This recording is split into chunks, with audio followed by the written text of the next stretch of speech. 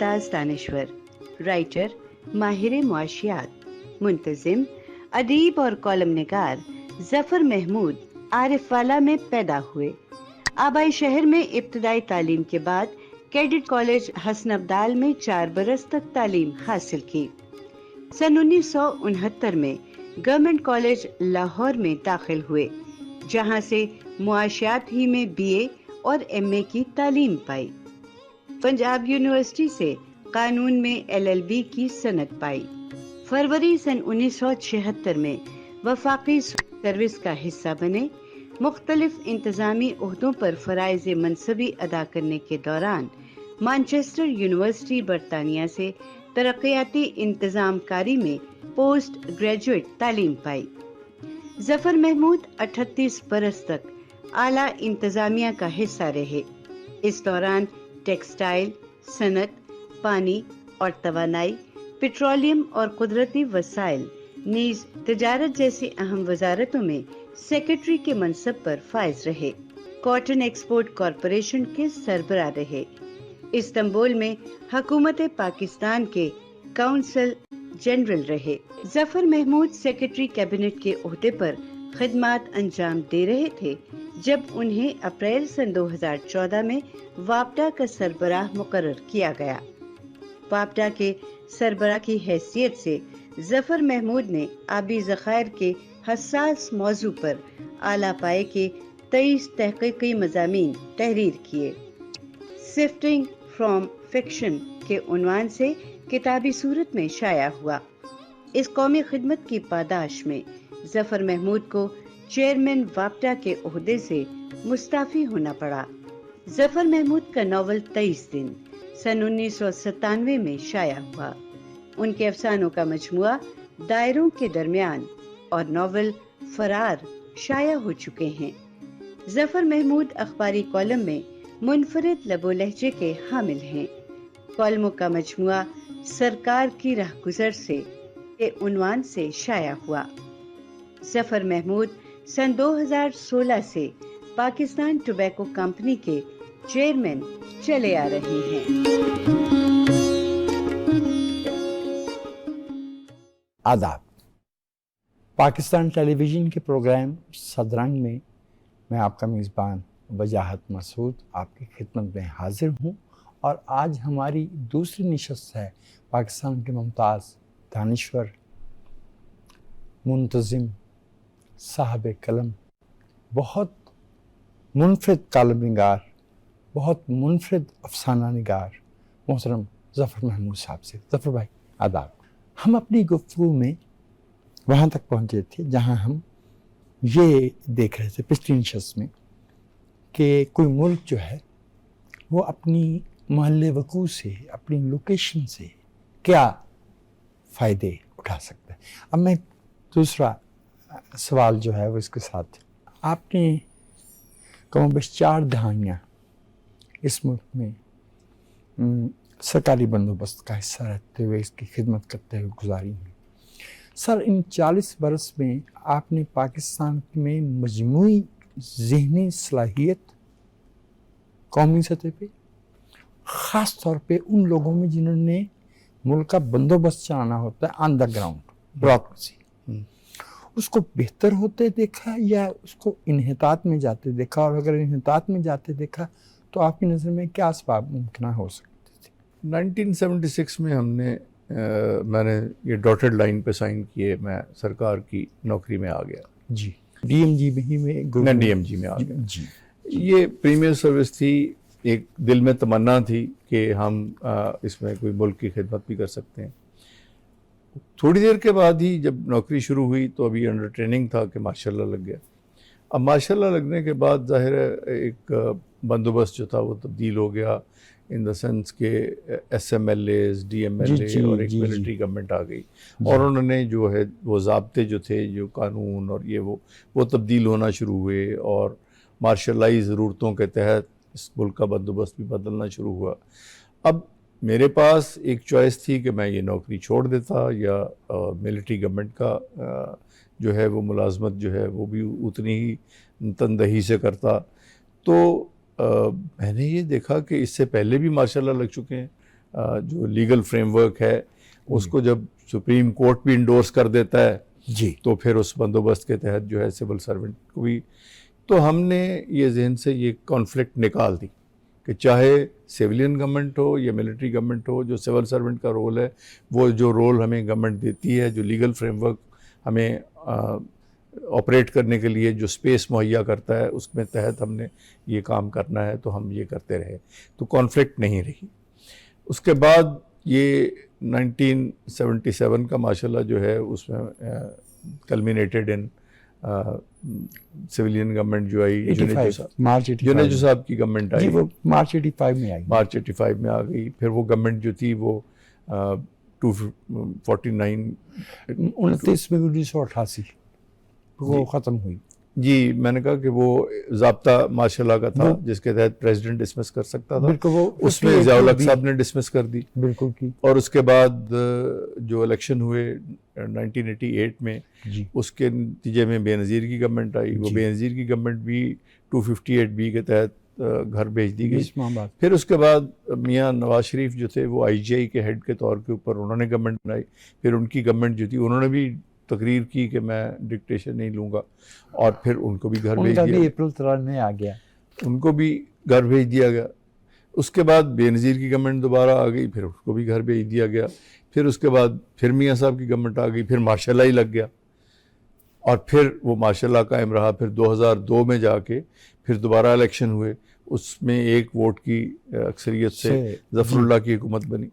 تو یہ پاکستان میں جو سیاسی انسٹیبلٹی تھی اور اس میں جو چینج آف پالیسیز تھیں, اس نے اس ملک کی ہر شعبے میں تنزلی پیدا کی. تو اس میں سول سروس جو تھی صرف اکیلی وہ نہیں سفر کیا, بلکہ آپ کی تعلیم, آپ کا سیاست, آپ کی باقی جو سوچ ہے اس میں بھی فرق آیا.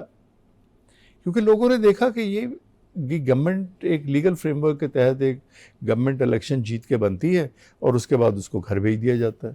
پریزیڈنٹ جو ہے وہ چاہے سویلین ہو یا ملٹری مین ہو, وہ جب چاہے اس کو گورنمنٹ کو گھر بھیج دیتا ہے, اور پھر نئے سرے سے جو ہے وہ مینیپولیٹ کر کے اس گورنمنٹ کے اپوزنگ جو پولیٹیکل فورسز ہوتی ہیں ان کو پاور میں لایا جاتا ہے. آپ نے میری کتاب جہاں رکھی ہے, اس کے میں نے جو اس کا انتصاب ہے وہ پاکستان کے بے بس عوام کے نام کیا ہے, جو دعا گو ہیں, یہی لکھا ہے, جو دعا گو ہیں کہ ملک کے اداروں کے, آئینی اداروں کے سربراہ اپنی حدود میں رہیں. میں نے پڑھا سر.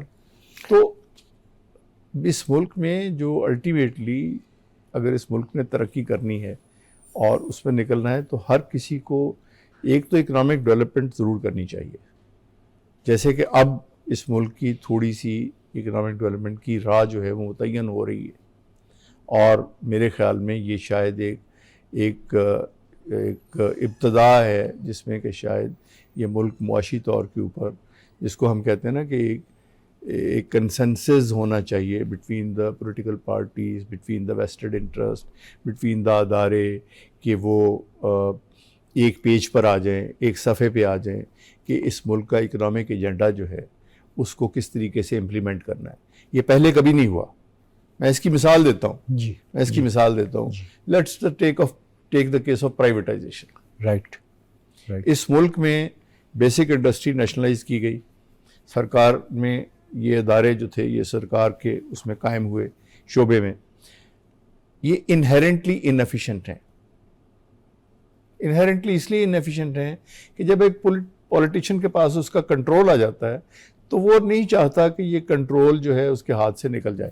تو دیکھیں, جب آپ اب چاہیں گے کہ آپ کے ہواری جو ہیں, آپ کے جو سپورٹرز ہیں, وہ سرکاری اداروں میں زیادہ سے زیادہ بھرتی کیے جائیں, تو وہ سرکاری ادارے ان کے متحمل نہیں ہو سکتے. PIA ایک بہت اچھا ادارہ تھا جب تک ہمارا فلیگ شپ تھا اور پاکستان کا پروفیٹیبل ادارہ تھا. یس سر. پھر کیا ہوا؟ پھر اس ادارے کی ایک ڈیوبس ڈسٹنکشن ہوئی پوری دنیا میں, جو آج بھی شاید قائم ہے. وہ یہ ہے کہ per passenger seat it had the highest number of employees. Yes sir. Yes sir. اب آپ دیکھیے کہ یہ ادارہ کیسے ترقی کرے گا. تو سرکاری ادارے ڈی نیشنلائز ہونے چاہیے. میں اپنی امید کو اس بات پہ بیس کرتا ہوں کہ پی آئی اے پرائیویٹائز ہونا، میرا خیال تھا کہ یہ شاید میں کبھی ہوتے ہوئے دیکھوں گا نہیں. میں اب عمر کے اس حصے میں ہوں جس میں میں دیکھتا ہوں کہ بھئی میری عمر میں کے جو باقی ماندہ سال ہیں ان میں کیا کیا ہو سکتا ہے. صحیح. تو پی آئی اے پہ اب کنسنسس ہے کہ اس کو پرائیویٹائز ہو جائے گی. پی آئی اے نہیں، اسٹیل مل بھی ہو جائے گی. میں وابڈا کا چیئرمین رہا ہوں. وابڈا کی میرا خیال تھا کہ جو وابڈا کی ڈسکوز ہیں یہ کبھی پرائیویٹائز نہیں ہو سکیں گی، یہ ڈسٹریبیوشن کمپنیز، مگر ان کی بھی پرائیویٹائزیشن ہو رہی ہے. اس لیے ون اسٹیپ فارورڈ جا رہا ہے. اگر یہ اکنامک ایجنڈا اسی طرح قائم رہا اور اگر آپ نے جو ادارے بنائے ہیں جن میں سارے سربراہ بیٹھے ہیں اور وہ بیٹھ کے فیصلہ کر رہے ہیں اور کنسنسس سے فیصلے کر رہے ہیں، تو شاید اس ملک کے جو معاشی بگاڑ ہے اس میں کچھ سدھار آ جائے. کیا اس معاشی ترقی کو راستے پہ رکھنے کے لیے یہ ضروری نہیں کہ ہم ملک کے اندر جو سیاسی عمل کا احترام ہے اس کو بھی بحال کریں؟ جی، آپ نے جو سوال کیا کہ سیاسی عمل کو بحال کرنا، دیکھیں جب میں نے پڑھنا شروع کیا، اب میں چیئرمین تھا، مجھے رسائی تھی تمام جو ڈاکومنٹس تھے جو پیپلز پارٹی کے زمانے میں، جب پیپلز پارٹی برسرے اقتدار تھی تو کالا باغ ڈیم کے بارے میں جو ساری تفصیلات تھیں وہ یہ تھیں وہ تھیں. پھر مجھے یہ ایک جو کتابیں رسالے جن میں مضامین لکھے ہوئے لوگوں کے تھے کہ کالا باغ ڈیم سے نہریں نکالی جائیں گی جو ادھر جا کے دریائے جہلم میں شامل ہو جائیں گی اور فلاں ہوگی کالا باغ ڈیم کے جگہ پہ. تو میں نے دیکھا کہ اس کی تو اونچائی اتنی ہے دونوں سائڈ کے اوپر جہاں پہ ڈیم بنے گا کہ اس میں سے نہر نکالی نہیں جا سکتی. تو پھر میں نے سوچا کہ یہ ایک حقیقت کو افسانے سے جدا کرنے کے لیے یہ کالم لکھنے چاہیے. صحیح. تو پھر میں نے کالم لکھے. بالکل. اب مجھے کہا گیا کہ بھئی دیکھیں یہ 3 اسمبلیوں نے یہ اس کے اوپر جو تھا ریزولوشن پاس کیے ہیں اس کی مخالفت میں اس کی مخالفت میں. جی تو آپ سرکاری ملازم ہیں تو آپ اس میں کیسے کالم لکھ سکتے ہیں؟ تو میں نے تینوں اسمبلیوں کے جو سیکرٹری تھے ان کو اسپیکرز کو خط لکھا کہ یہ ریزولوشن پاس ہوا فلاں تاریخ کو، یہ کاپی ہے اس کی میں ساتھ اٹیچ کر رہا ہوں. مجھے یہ ڈاکومنٹ دیے جائیں کہ کون سی تحقیقاتی رپورٹ تھی جو کہ ممبران اسمبلی کے سامنے رکھی گئی تھی، جس کی روشنی میں انہوں نے اظہار خیال کرتے ہوئے یہ ریزولوشن پاس کیا. کون سی ایسی کوئی ڈاکومنٹ تھی وہ مجھے اس کے ساتھ کیا فیکٹر اینڈ فگرز یا آپ کے ریکارڈ میں کوئی ایسی بات جو ہے وہ کہ کیوں کالا باغ ڈیم جو ہے وہ کسی صوبے کے خلاف ہے یا اس کی نقصان کرے گا اس کی زراعت کو. تو تینوں اسمبلیوں نے میرے پاس وہ ڈاکومنٹ وابڈا میں آج بھی موجود ہیں، مطلب جو اس وقت مجھے ملے. انہوں نے کہا کہ کسی قسم کی کوئی ڈاکومنٹیشن نہیں ہے، کوئی رپورٹ نہیں ہے، بس اسمبلی میں ایک ریزولوشن جو تھا وہ پیش کیا گیا اور اس ریزولوشن کو اپروو کر دیا گیا. تو دیکھیے جب آپ حقیقت سے منہ موڑیں گے تو پھر یہی ہوگا. اب ایک ڈیم ہے جو ایک ہی سندھ دریا ہے، اس سندھ کا اوپر جو ہے وہ دیامیر بادشاہ ہے، اس کی سٹوریج کیپیسٹی کے اوپر اعتراض نہیں ہے، مگر ڈاؤن دا لائن جہاں کالا باغ ہے اس کے اوپر لوگ سمجھتے ہیں کہ بنجر ہو جائے گا. اوپر کا جو اگر سٹوریج کر لیں اسی سندھ کے اوپر ایک ہی دریا کے اوپر تو اس کا نقصان نہیں ہے، مگر اگر نیچے کر لیں گے تو اس کا نقصان ہوگا. سر آپ سروس کا حصہ تھے اور 2002 میں پرویز مشرف صاحب نے جو بہت وسیع البنیاد تبدیلیاں کی، وہ جو سٹیل فریم تھا کالونیل عہد سے چلا آ رہا، اس میں خاص طور پر اس میں پولیس اور ڈی ایم جی کے اختیارات کو جو ہے وہ بہت زیادہ تبدیل کیا گیا. آپ کے خیال میں وہ تبدیلیاں درست سمت میں تھیں یا اس سے نقصان ہوا؟ دیکھیں اس کا شارٹ آنسر تو یہ ہے کہ جو تبدیلیاں انہوں نے کی تھیں کیا وہ تبدیلیاں سسٹینیبل تھیں؟ کیا وہ رہیں؟ نہیں. کیا وہ وقت کے ساتھ خود ختم ہو گئیں؟ بات یہ ہے ہمارے جو اس طرح ڈکٹیٹر آتے ہیں یہ پاکستان کی قسمت ہے کہ ان کو مشیر ایسے مل جائیں جو اچھے فیصلے کریں، یا بشیر ایسے مل جائیں جو ان کو غلط راہ پہ لگا دیں. تو اتفاق کی بات یہ ہے کہ ہمارے موسٹلی جو ملٹری ڈکٹیٹر جو ہیں جنہوں نے اس ملک کی باغ ڈور سنبھال لی، ان کے جو مشیران تھے وہ مشیران نے ان کو غلط راہ پہ ڈالا. انفارچونیٹ ہے سر، انہوں نے خود ہی چنے تھے. چنے، اب ان سے غلطی ہو سکتی ہے، غلطی ہو گئی، یا وہ کسی سے متاثر تھے اور وہ متاثر جو تھے اس کی علم سے تھے، مگر ان کو پتہ نہیں تھا کہ یہ جو کہہ رہا ہے اس کی امپلیکیشنز کیا ہوں گی.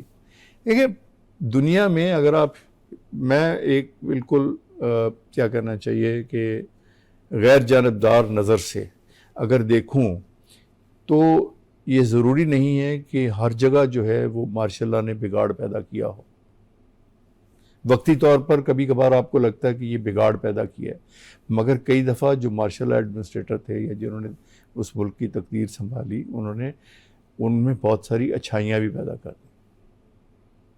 مثال کے طور پر اکنامک ڈیولپمنٹ میں آپ کا کوریا کا جو حکمران تھا وہ بہت دیر تک رہا، شخصی آزادیاں ختم کر دیں اور بہت زیادہ ظلم و جبر ہوا جنوبی کوریا کا. مگر اس کی 15-16 سال کی حکومت جو عرصہ تھا، اس میں اس نے ساؤتھ کوریا میں اکنامک ڈیولپمنٹ کی وہ بنیاد رکھ دی جس کی بنیاد کے اوپر ساؤتھ کوریا ہم سے بہت زیادہ آگے نکل گیا، بلکہ دنیا میں ایک بہت بڑی معاشی قوت بن گیا. اب چلیں وہ لوگوں نے سفر کیا ایک 15-16 سال کا عرصہ، گڈ انف. میں اس کی کوئی یہ نہیں کہتا کہ یہ ضروری ہے کہ یہ کرنا چاہیے تھا، شاید اس کے بغیر بھی یہ ہو سکتا. انکم $40,000 کے قریب ہے اس وقت. جی پاکستان میں انفارچونیٹلی جو ملٹری گورنمنٹس آئیں، ان گورنمنٹس نے جو اپنے ساتھ سویلین سیٹ اپ ملایا وہ کرپٹ لوگوں کا سیٹ اپ تھا، اور وہ کرپٹ لوگ جو تھے انہوں نے اس ملٹری گورنمنٹ سے فائدہ اٹھانے کی کوشش کی ہمیشہ. سر آپ بزرگ بھی ہیں اور صاحب دانش بھی ہیں، اور میری کیا مجال کہ آپ کو یہ نکات جو ہے ان کی نشاندہی کروں، گستاخی کرتا ہوں، سوء ادب ہے.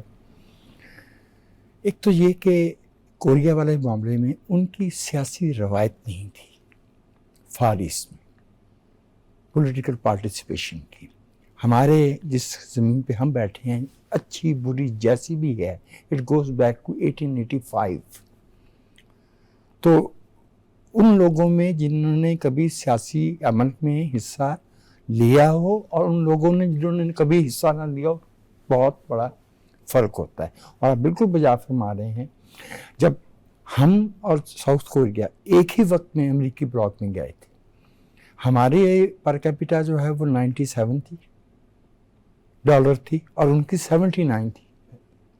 ہم بالکل الٹ والا معاملہ تھا. آج وہ ہزاروں میں ہیں اور ہم کہیں وہی 16. میں آپ سے ایگری کرتا ہوں، کسی سیاسی ہمارا ثقافت ہے، ہمارے پہ وہ نہیں چل سکتا. میں آپ سے ایگری کرتا ہوں. دیکھیں آپ نے بالکل درست کہا، نہ ہم کبھی کوریا بن سکتے ہیں نہ بن سکیں گے. جی ہمیں یہ کوشش بھی نہیں کرنی چاہیے. بالکل. اس کی ریزن یہ ہے، میں ایک مثال دیتا ہوں. آپ فرمائیے.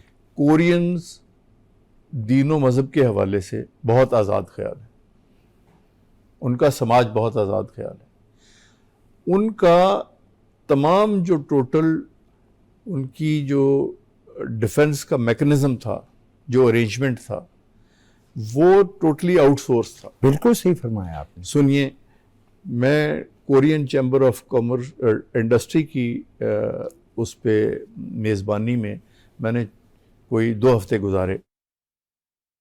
انہوں نے کہا جب پریزیڈنٹ کارٹر آیا اور پریزیڈنٹ کارٹر نے کہا کہ ہم امریکی اڈے ختم کر دیں گے اور امریکی فوجوں کو واپس بلا لیں گے، تو یقین کیجئے ہمارے ہاں سوگ کی کیفیت تھی، کیونکہ ہم نے تو اپنی حفاظت کے لیے سولی امریکنز کے اوپر ریلائز کیا ہوا تھا، اور امریکنز جو تھے ان کے اڈے یہاں پہ موجود تھے. امریکن کا خرچ ہوتا تھا اس کے اوپر، کولڈ وار کا ماحول تھا. صحیح. اور ہم نے تو 1 ٹکا خرچ نہیں کیا اپنے ڈیفنس کے اوپر. ہم نے تو معاشی ترقی کے اوپر، مطلب ٹرکی میں ایک مثال دیتا ہوں، ٹرکی میں بھی ماشاء اللہ لگا. جی. میں ٹرکی میں 3 سال میں نے گزارے ہیں. تو ٹرکی میں پریزیڈنٹ ترگوت اوزال کی اکنامک پالیسیز جو تھی، ترگوت اوزال کون تھا؟ फौजी he was an engineer working for World Bank. उसको मैंने कहा ना पहले कि कौन किस शख्स को लेकर आते हैं और वो अपने मुल्क को किस तरफ लेके जाता है. तुर्गो तोज़ाल को मिलिट्री लेकर आई, उसको पहले इंडक्ट किया मिलिट्री गवर्नमेंट में एज डिप्टी प्राइम मिनिस्टर. 2 साल रहा वो. उसके बाद उसका स्टेचर बढ़ना शुरू हुआ और वो तुर्गो तोज़ाल अल्टीमेटली बिकेम द प्रेसिडेंट. उसने प्रेसिडेंट बनने के बाद वहाँ पे प्राइवेटाइजेशन जो थी उसका एक अमल शुरू किया. उसने मुल्क में जो लॉस मेकिंग सारी इंडस्ट्री थी उस सारी इंडस्ट्री को मोस्टली उसको प्राइवेटाइज कर दिया. मैं उस मामले को बहुत गौर से देखता रहा, इसलिए क्योंकि जो प्राइवेटाइजेशन में कंसल्टेंट बाहर से आए हुए थे उनमें से एक मेरे साथ गोल्फ खेलता था. सही. उसकी इंग्लिश की पब्लिकेशंस जो थी टर्की के बारे में मैं बहुत गौर से पढ़ता था. तो ये तुर्गो तोज़ाल ने ये काम किया. अनफॉर्चुनेटली उसकी 93 के शायद समर में उसको हार्ट अटैक से उसकी डेथ हो गई. मगर टर्की की इकोनॉमिक डेवलपमेंट में अब मिलिट्री ने वो आदमी सेलेक्ट किया था और वो आदमी जो था वो मिलिट्री की सरबराही में काम करता रहा. हमारे यहाँ कोई ऐसा हमारे पास शख्स नहीं था जो कि मिलिट्री की सरबराही में काम करता रहा हो जिसने इस मुल्क की इकोनॉमिक डेवलपमेंट की हो. ज़ियाउल हक का ज़माना आप देख लीजिए, उसमें उनके जो मुशीर थे वो ये कहते थे कि इस मुल्क में इस्लामी निज़ाम जो है वो किस तरीके का होना चाहिए. उन्हीं के ज़माने में कभी तहरीक नफ़ाज़ फ़िक़्ह जाफ़रिया जो है वो कि जी हमारा इसमें फ़िक़्ह जाफ़रिया का निज़ाम तालीम अलहदा होना चाहिए. कभी जो है वो मौलाना मुख्तलिफ जो है मैं नाम नहीं लेना चाहता जिन्होंने कहा कि जी ये इसमें निज़ाम तालीम होना चाहिए, ये निज़ाम तालीम होना चाहिए, हमें जो है इस मुल्क को इस्लामी खतूत पे इस्तवार करने के लिए ये तरीक़ाकार इख्तियार करना चाहिए.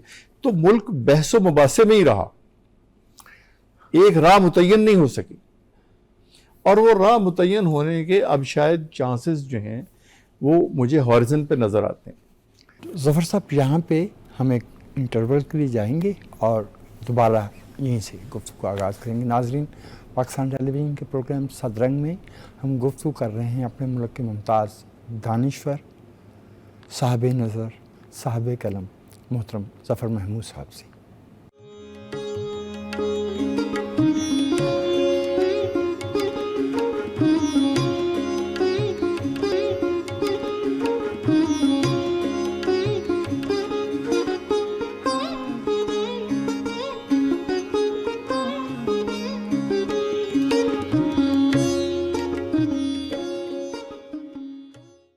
सदरंग में वजाहत मसूद आपको एक बार फिर खुशामदीद कहता है और हम गुफ्तगू कर रहे हैं पाकिस्तान के मुमताज़ मुंतज़िम, साहिब कलम, अदीब, अफसाना निगार और कॉलम निगार मोहतरम ज़फ़र महमूद साहब से. आपकी जो उम्मीद होना है, आपका जो ऑप्टिमिज़म है, it gives me heart, it's very heartening. क्योंकि आजकल बहुत कम ऐसा होता है कि साहबान दानिश जो हैं वो हमें कुछ रोशनी और कुछ उम्मीद भी दिलाएं. बहुत ज़्यादा जो है वो नेगेटिविटी, मनफियत जो है वो हमारे उस पर ज़्यादा रही है. और आपने बिल्कुल बजा फरमाया. एक आखिरी सवाल इस ज़िम्मन में फिर हम चाहते हैं कि आपके तख्लीकी काम की तरफ चलें. इसमें सियासी और गैर सियासी हुकूमतों का मैं फ़र्क नहीं करता. हमारी हुकूमतें छोटे से किसी कलील फ़ायदे के लिए कुछ ऐसे कज़िये खड़े कर देती हैं जो आगे चल के हमारे गले में एल्बेट्रॉस बन जाते हैं, मुर्दा परिंदा बन जाते हैं, पत्थर बन जाते हैं, फिर वो हम से निकलते नहीं हैं. उसमें एक बात की तरफ से आपने इशारा ऑलरेडी फरमा भी दिया. मैं जानना चाहता हूँ कि अगर इस मुल्क में सियासी अमल का, जमहूरी अमल का तसलसल जारी रहता है तो शायद हम इससे निजात हासिल कर लेते हैं, चूँकि ये बुनियादी तौर पे एक मुसीबत से बचने के लिए हम एक और मुसीबत खड़ी कर देते हैं. उससे बचने के लिए फिर एक और, ये सिलसिला जो है, यानी वो जो आपके के अफसानों का मजमूआ है दायरों के दरमियान, तो मुझे तो वो दायरे नहीं, वो था ना वांग मुसव्विर की एक पेंटिंग है जिसमें प्रिजनर्स دیوار ہے جو آسمان سے بات کر رہی ہے اور وہ ایک دائرے میں چکر لگا رہے ہیں. یہ فرمائیے کہ یہ جو آپ کے افسانے ہیں سر، ان میں ایک نقطہ دیکھنے میں آیا ہے کہ مشترک، کہ اقدار کا زوال، قدروں کا زوال، وہ ایک پرسسٹنٹ تھیم کے طور پہ آپ کے ناولوں میں آتا ہے. بھلے وہ کسی چھوٹے اہلکار کی اس صورت میں ہو، کسی نوجوان خاتون کے حوالے سے ہو، کسی جو ہے نا وہ ایک تو لو مڈل کلاس کا ماحول آپ کے افسانوں میں ہے. لیکن جو صرف میں چاہتا ہوں کہ آپ کی رائے کہ یہ جو قدروں کے انحطاط کی طرف آپ اشارہ فرما رہے ہیں، یہ ہمارے ہاں کیوں ہوا؟ کیونکہ معاشی ترقی بھی ہم نے نہیں کی اور قدریں بھی جاتی رہیں. یہ کیا ہمارے ساتھ حادثہ ہوا ہے؟ میری رائے میں ملک کی جو معاشی انحطاط ہے وہ جنم دیتا ہے سماجی انحطاط کو. معاشی انحطاط جنم دیتا ہے سماجی انحطاط کو. میں بڑی مشہور شاعر کی نظم ہے کہ ہم جہاں ہیں وہاں تہذیب نہیں پل سکتی. جی ہاں، جی ہاں. ٹھیک، وہ کہتا ہے کہ مفلسی حصے لطافت کو مٹا دیتی ہے. بجا فرمایا. ہمارے سول سروس کے ایک امجد ثاقب ہیں، وہ اس پر مائکرو فائنانس میں کام کر رہے ہیں. بالکل کرتے ہیں. میں نے ان سے کہا شروع میں کہ اگر آپ غربت اور غربت کے اثرات دیکھنے ہوں جی جی تو یہ پہلے تو آپ یہ پڑھیں ادبی افسانے، پھر آپ اس کے اوپر، یہ شروع کی بات ہے جب وہ ابھی شروع کر رہے تھے اخوت کو، جی جی، تو ان کو میں نے ریکمینڈ کیا کہ آپ پریم چند کا افسانہ جو ہے کفن وہ پڑھیں. پھر آپ کو احساس ہوگا کہ غربت جو ہے وہ انسان کو کس سطح پر لے جاتی ہے. صحیح فرمایا. تو جب پاکستان نے معاشی ترقی کرنی چھوڑ دی اور ہم معاشی انحطاط کا شکار ہوئے جی، تو پھر اس کے شاخسانہ یہ بھی ہے کہ ہم سماجی انحطاط کا بھی شکار ہو. بجا فرمایا، بجا فرمایا. جب لوگوں کے پاس روزگار نہیں ہوگا تو وہ جو کام کریں گے، اور مجھے یقین ہے آپ ان کو کسی اس کیٹیگری میں تعمیری کام نہیں کہہ سکتے. جس کا پیٹ بھوکا ہے وہ کیا تعمیری کام کرے؟ کسی کے پاس کوئی موقع ہی نہیں ہے، اس کے پاس نوکری نہیں ہے، اس کے پاس پہلی اس کی جو فکر ہے وہ یہ ہے کہ میں اس شکم کو کیسے بھروں، تو پھر وہ کیا سوچے گا؟ تو میرے اگر افسانوں میں، تحریروں میں آپ کو نظر آتا ہے کہ ہماری لوور مڈل کلاس جو ہے وہ کیوں اس کی اقدار جو ہیں وہ نیچے جا رہی ہیں، تو وہ اس کا ہی ایک ظہور ہے جو پاکستان کے ساتھ جو کھلواڑ ہوا ہے. بجا فرمایا. آپ نے بہت کلیدی بات فرمائی کہ اگر معیشت میں انحطاط آ رہا ہوگا تو ہم سماجی ترقی کا، اقدار کے استحکام کو بھول جائیں. بات ایک آپ کو یہی اسی موضوع پہ کرنا چاہتا ہوں کہ پاکستان ایک کوگمائر میں پھنسا ہوا ہے. جی، ہم بہت عرصے سے ایک اس دلدل میں پھنسے ہوئے ہیں. ہم مزید قرضے لیتے ہیں، پرانے قرضے واپس کرتے ہیں، پھر قرضے لیتے ہیں، پھر واپس کرتے ہیں. IMF کا ایک پروگرام آتا ہے، وہ ختم ہوتا ہے تو دوسرا شروع ہو جاتا ہے، پھر تیسرا شروع ہو جاتا ہے، پھر چوتھا شروع ہو جاتا ہے. یہ پہلی دفعہ ہے کہ مجھے کچھ امید یہ نظر آ رہی ہے کہ ہم اس کوگمائر سے، اس دلدل سے نکل سکتے ہیں. آپ دیکھیے کہ یہ میریکولس چیزیں ہیں کہ اگر یہ کبھی نہیں سوچا تھا کہ یہ پرائیویٹائزیشن ہو سکے گی. اب مثال کے طور پر میں آپ کو منسٹری آف فائنانس کی کوٹڈ فگر بتاتا ہوں. جی فرمائیے.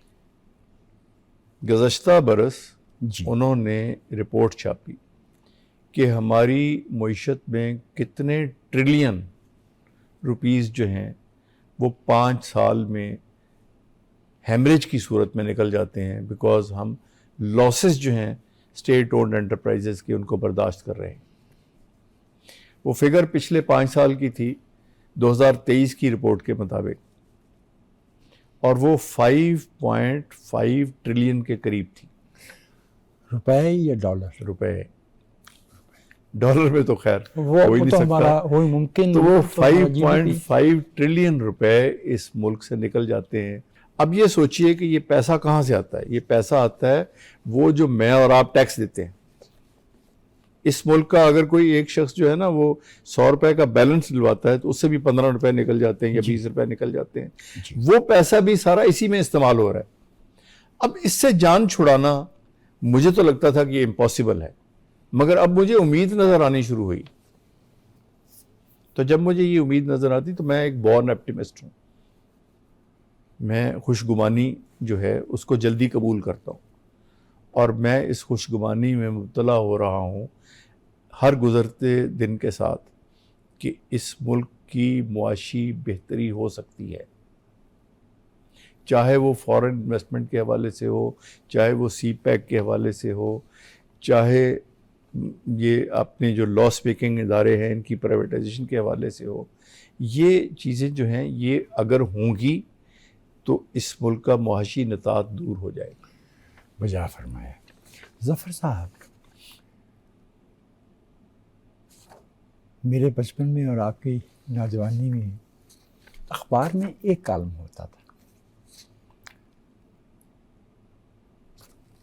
یہ جو 79 والا سینسرشپ تھا، اس کے بعد اب اخبار میں کیا بچا تھا؟ آدھا صفحہ تو آپ کو یاد ہے کہ خالی کورا لوگوں کو مل رہا تھا. تو اخبار بیچنا بھی ہے تو کالم وہ بذات خود ایک اکانومی بن گئی، اس کی قسمیں بن گئی. پتہ چل گیا کہ یہ سفارشی کالم ہے، یہ فلاں جماعت کا نقطہ نظر ہے، یہ فلاں، یہ سرکاری ہے، یہ وغیرہ وغیرہ وغیرہ.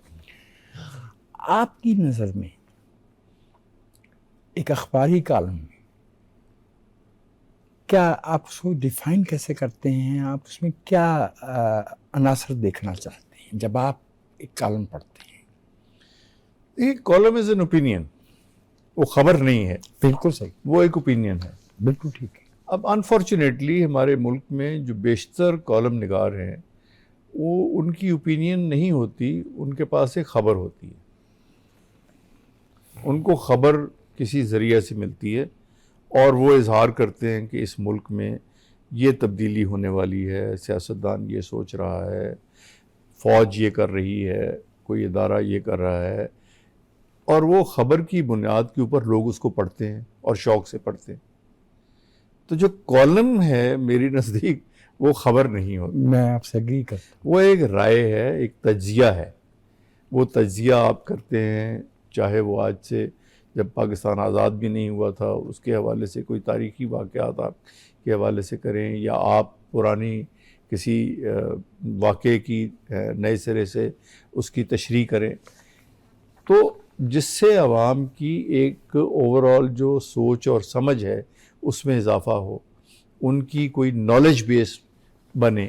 جو ایک پرانے سچائیاں پیش کی جاتی رہی ہیں آپ کو، آپ اس کے اوپر سے پردہ ہٹائیں اور بتائیں کہ اصل سچ کیا تھا یا اصل حقیقت کیا تھی، یا یہ جھوٹ جو ہے یہ آپ کے ذہن میں کیوں رچ بس گیا ہے.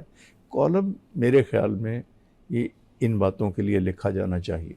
باقی تو اخبار کا صفحہ ہے، خبر تو اس میں آنی چاہیے، مگر اب انفارچونیٹ یہ ہوا ہے کہ خبر جو ہے وہ کالم میں آتا ہے.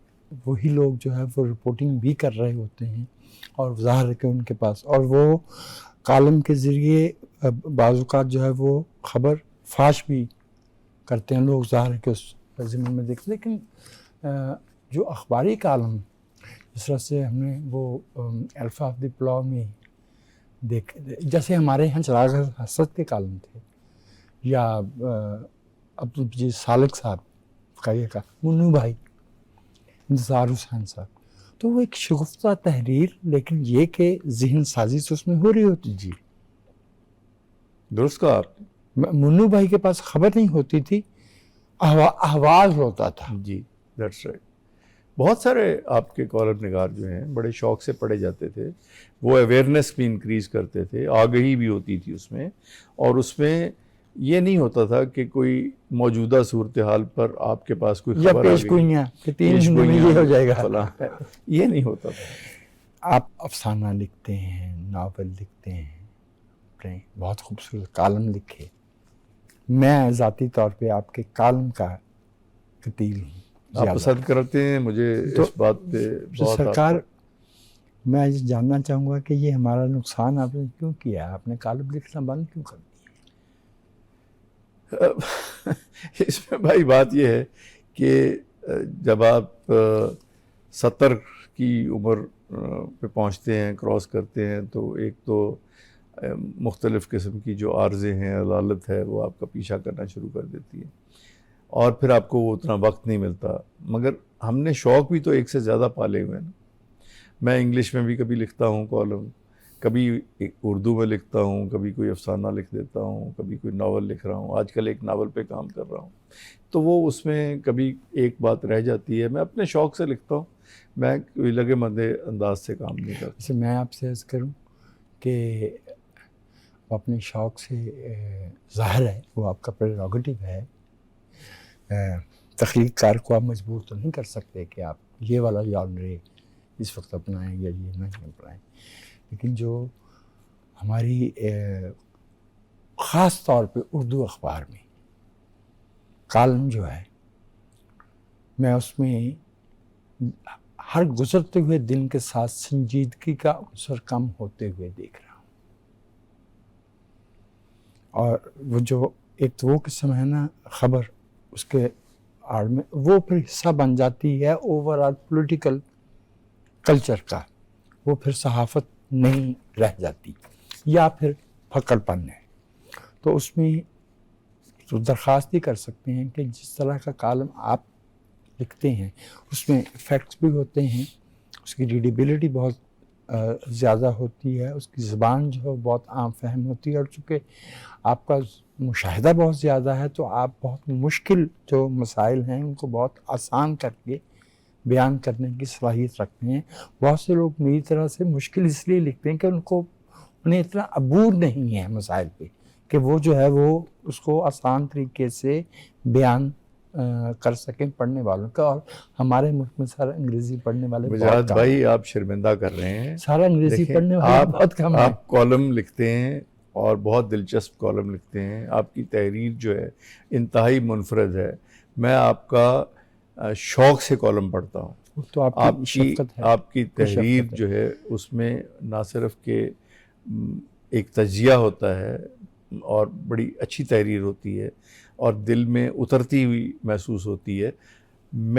آپ میری کالم کی تعریف کر رہے ہیں تو مجھے عجیب سا لگ رہا ہے، مگر آپ حوصلہ افزائی کر رہے ہیں. میں یہ چاہتا ہوں سر کہ تو مجھے انکریجمنٹ ہوتی ہے آپ کی باتوں سے. سر ہمارے ہاں شاید 1% لوگ بھی نہیں ہوں، چونکہ برین ڈرین بھی تو بہت زیادہ ہوا ہے نا. بہت اچھے بچے ہمارے جو ہے وہ ملک چھوڑ جاتے ہیں. تو جو باقی پیچھے بچتے ہیں وہ بیچارے تو انگریزی دیکھ کے تو ان کو خول پڑھنے شروع ہو جاتے ہیں. تو تھوڑا بہت جو ہے آپ دیکھ لیجئے، ایک بندہ آپ اس ملک میں اٹھا کے دیکھ لیں جو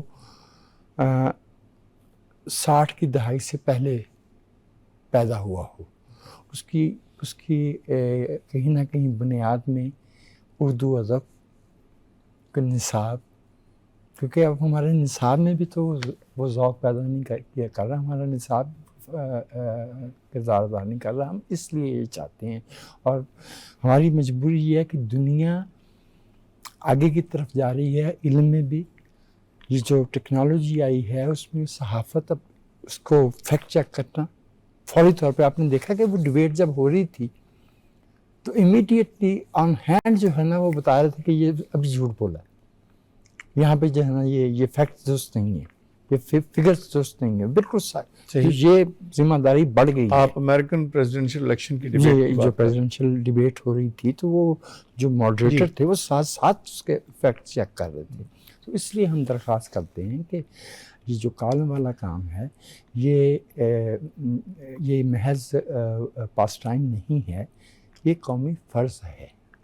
آپ نے اس سلسلے میں نصاب کی بات کی. جی بسم اللہ.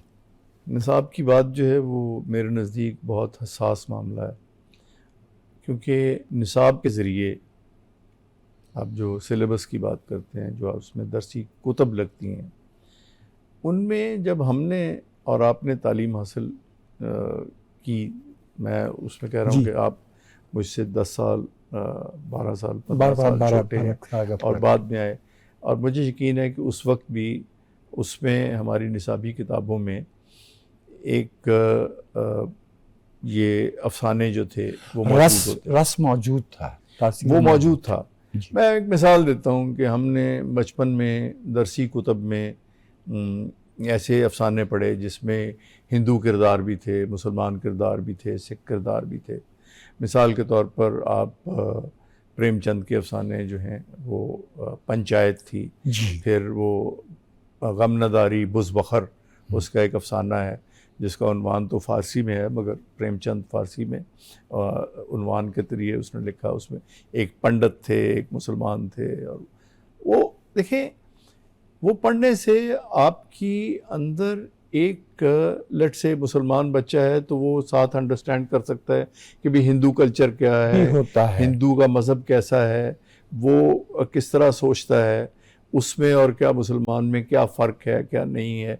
تو وہ بہت ساری جو پریجوڈسز ہیں وہ دور ہو جاتی، یہ جاننے سے کہ دنیا میں اس طرح لوگ بھی رہتے ہیں۔ تو وہ جو ایک وسعت نظر ہے وہ پیدا کرتا تھا آپ کے نصاب۔